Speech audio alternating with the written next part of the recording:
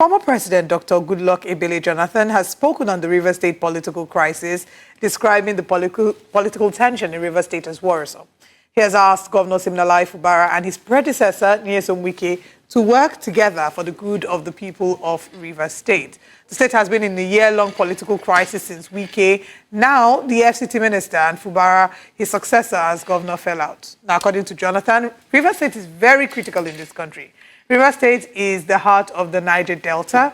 If Rivers State is destabilized, the whole of the Niger Delta will be destabilized. He also noted that transitions in Nigeria are fast becoming a problem. Joining in on this conversation on Breakfast Central this morning is Collins Odu, former Rivers lawmaker. Good morning, Mr. Odu. Thank you very much for joining us. Good morning, Nigeria. Thank you for having me. All right. Is it about time that the former president stepped in on the conversation? And what's the weight of his statement, the weight of his involvement in the conversation? Yeah, if you listen to the former president, it was advisory.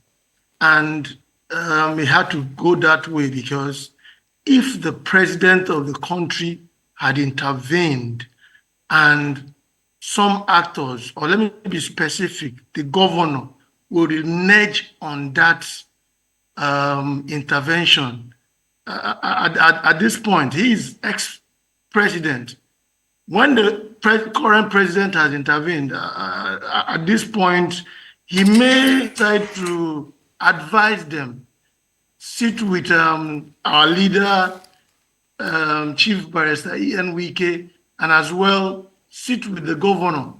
I think that his statement should be added, or a little should be added. He should step a little further to meet with them. He's a very revered Niger Delta. So I think he can do something. All right. Talking about he can do something, like they say, you could only help one who is down if they equally stretch out their hands. In other words, they're also seeking help. We've seen the former president say they should work together, but we've seen these two actors, in this case, working at different levels. For instance, the current governor, Fubara, has gone ahead to make strong statements from using Otapiapia to chase away the rats, for saying jungle don't mature, that it's time for him to, quench the entire tension in the state and take up his responsibility to the fullest. Do you think that there's a possibility that we would see a handshake, not just any handshake, but a true handshake that would indeed squash this entire problem and see the former governor, who's currently the FCT minister, and the current governor sit together as one and ensure that governance is brought to the truth or to the fore before the people of Rivers? In our dictionary, there is nothing that is not possible, but it's quite unfortunate to, like you said, and it is known to all Nigerians, the kind of languages that emanate from a sitting governor. That is quite unfortunate. I don't think he knows the magnitude and strength of his position. Otherwise, he wouldn't be using such languages. It will send a wrong signal to even your followers. Recall that yesterday, when the president was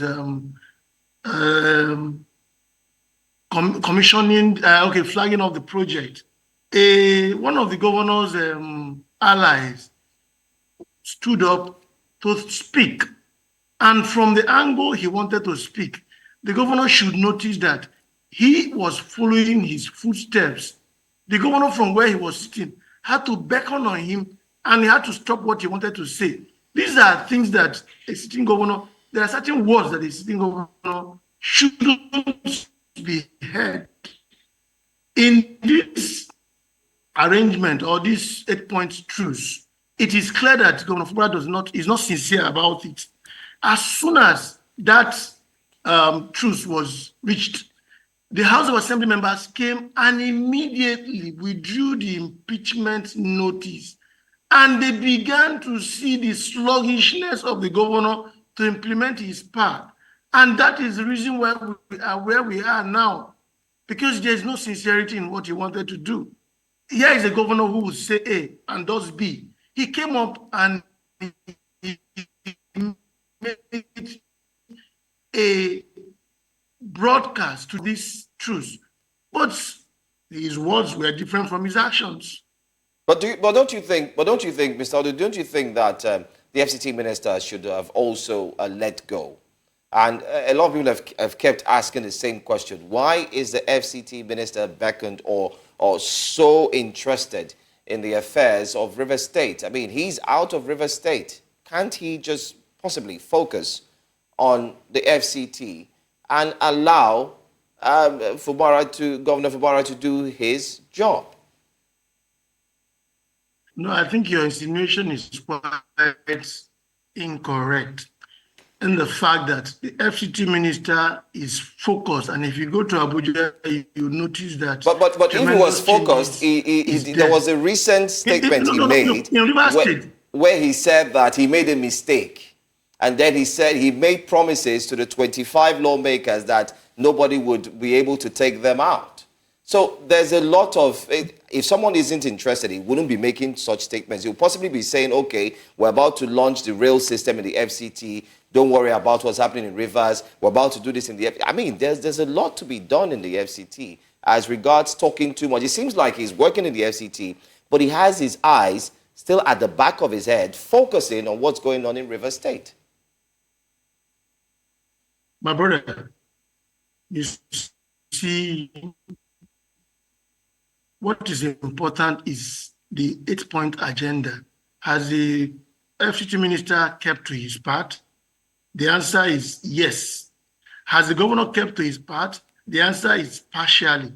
See, I think in this whole thing, you need to separate the chaff from the wheat.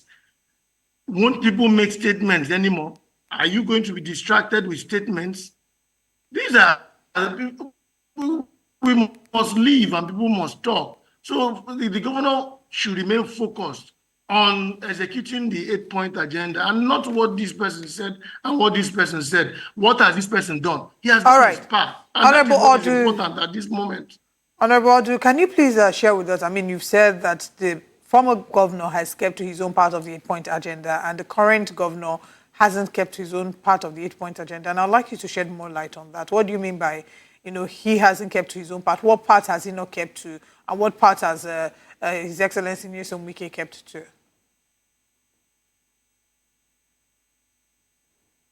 Yeah, there's very sensitive parts that he has not kept. One is allowing the assembly to be. 2 is representing the budget.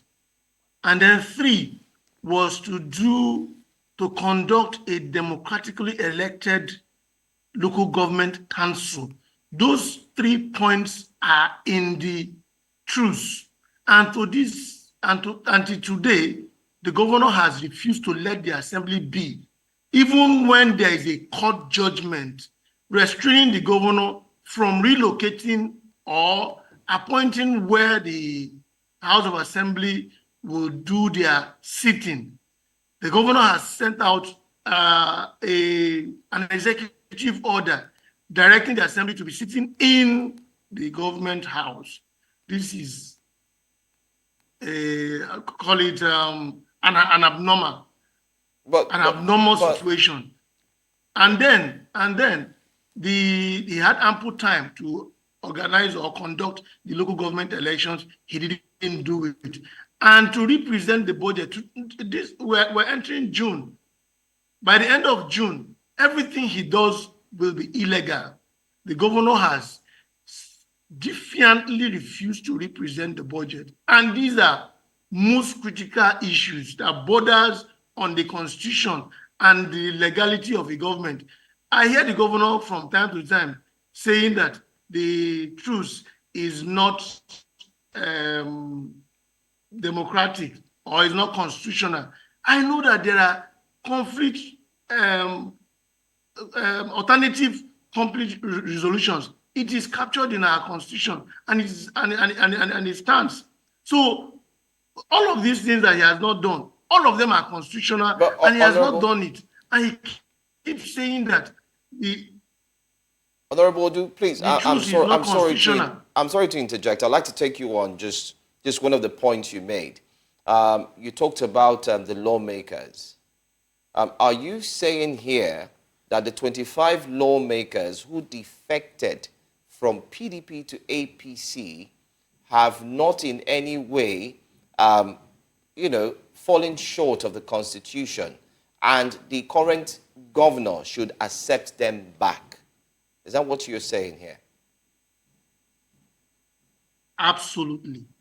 You What see, about when they were defecting, go can I ahead? hear you? Can I hear you so I can take it forward? Go ahead, please. Yes, when they were defecting, they gave reasons for their defection. And that section is in the Constitution. And to this date, the matter is still in court, is pending in court. And I know that when situations are like that, decisions are to be taken in court. And to that time, when the court will take decision, the lawmakers still remain members of the River State House of Assembly with their full powers to sit. So the existence of the local lawmakers is constitutional, and they have the right to sit. So it's unconstitutional for the governor to move the sitting to another place. It's unconstitutional, right? First and foremost, in the truth, it is there. There is a court judgment that prevents the governor from interfering with the assembly matters. And there is equally an order preventing him from determining where the assembly will sit. And he has flagrantly rebuffed and refused to implement or listen or do anything that has to do with these orders and court judgment. Okay, Honorable Odu, there are so many matters. I mean, we've had this conversation more than once. This isn't the first time. And I understand where your position is, which has really been the position for the most part. But if we go back to the genesis of this whole drama between Governor Siminalayi Fubara and former Governor Nyesom Wike, is it fair to say that Governor Siminalayi Fubara was not even given a chance to be governor of Rivers State? Because it was from the moment that he jumped into office, like he wasn't allowed to hit the ground running before certain structures were being talked about and structures being tampered with, were being emphasized. So did Governor Nyesom Wike, former Governor Nyesom Wike, should he not have maybe backed down or stepped back a bit and allow Governor Siminalayi Fubara to run affairs?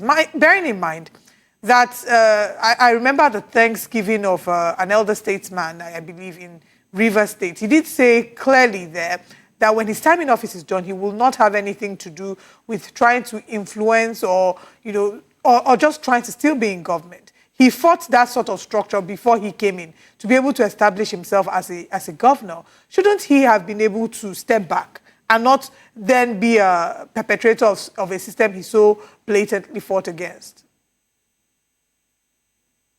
Yeah, former Governor Nyesom Wike, it is on record that he's the FCT minister now. So he is busy. All that he was doing is to prevent all that Governor Fubara is doing now. The fact that he has become governor does not mean that he knows everything. Somebody needs to guide him. Like now, he is flagrantly disobeying the judgment of a court, order of a court. It is for the former governor to say, look, no, don't go this way. You will face the consequences of the law, no matter how long. This is the reason why the former president came. You see, most of those who are advising Governor Fubara are those who are benefiting from him, and they cannot advise anything different from what he is expecting or what he wants to hear. Now the former president has come and without bias and has told him what is the right thing to do. For me, I think that Governor Nyesom Wike in no way wanted to infringe on what Governor Fubara is doing. The point is that Governor Fubara wants to fly before walking. So in that situation, he will be making a lot of mistakes because you must learn A before you learn B. All right. All right, let me okay. sorry, I know we're out of time, but I mean, just to leave this on the table before we call this a wrap, I'm going back to my initial question. I do recall that you had said that the 25 lawmakers who defected from the PDP to the APC, I mean, the current governor did not have the right to call them or to say that their seats were vacated. But let me also remind us, according to the Constitution, Section 109 of the Constitution of the Federal Republic of Nigeria, there it makes it clear that a member of a House of Assembly shall vacate his seat in the House if he becomes a member of another legislative house. Any other circumstances arise if he's not a member of the House would cause him to be disqualified for election as such a member. It also makes clear, if I run down very quickly without wasting our time, it says if he defects to another party as well. That's also obvious. So I'm trying to understand, I mean, as a journalist, we're also trying to understand how we want to interpret the Constitution, but yet we still want to hold on to the fact that people who have defected can actually be pardoned and they can still continue in their service. I'm still trying to find out how that works. Yeah, obviously, I was expecting you to read down because as you go down in the Constitution, it's unfortunate I'm not with it here, you will see where it states that if the party in which the person who defected has internal crisis in the national scene, that they are permitted to do so. And I know that the 27 lawmakers gave a reason. As at then, the secretaryship position of the National People's Democratic Party was neither here nor there. And they didn't have anybody to reach when they had this problem. And in Rivers State, it was a theater of war. So the party had crisis both in Rivers State and in national. So that is on the grounds where these people decided to move because they needed to save themselves. So if you read down, you get to the section where they equally stated that if anybody leaves his party to another, embroidered in crisis, he has right to do so. And that is a section where they are in court now to determine if actually there were crises enough to have left. So at this point, I don't think that the governor will say to himself, I will receive this, I will not receive this. I will imbibe this, I will not imbibe this. He has made himself a judge, a decider of the fate of a legislator. Is quite unfortunate. All right. Anyway, I think we do get your summation in this entire conversation. I want to say thank you so much for joining us, Honorable Colin Sodu. It's always a pleasure speaking with you, especially on these issues, the one pertaining the current governor of River State and, of course, the current FCT minister. Thank you for your time once again. My pleasure. Thank you, Nigerians.